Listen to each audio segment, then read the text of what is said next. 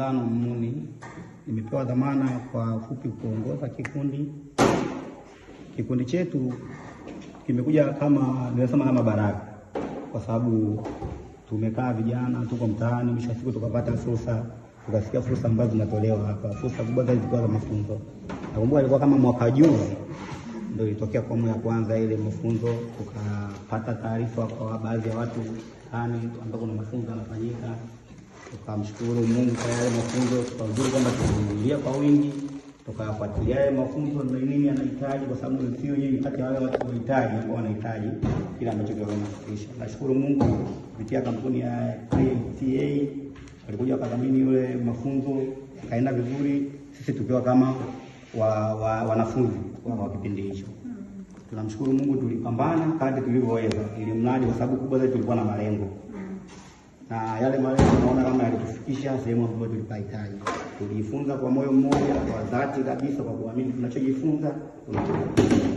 Baada ya hapo mafunzo yaliyopitia mshasiku tumehitimu, wakaja mawazo sasa, na lazima tunashukuru sana wakuu wa kituo.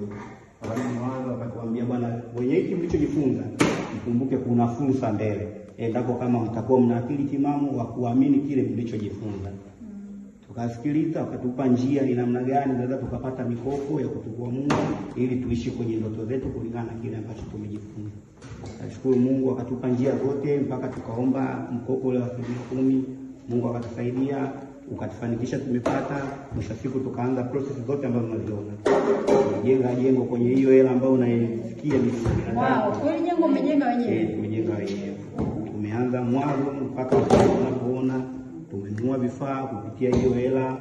Mwisho wa siku ndio kama hivi tunaona kazi zinaendelea. Mungu ni mwema, anaendelea kubariki. Kuna nini cha kuambia vijana wenzako wale ambao wako mtaani hawafanyi chochote, kazi tunalalamika, kuna nini?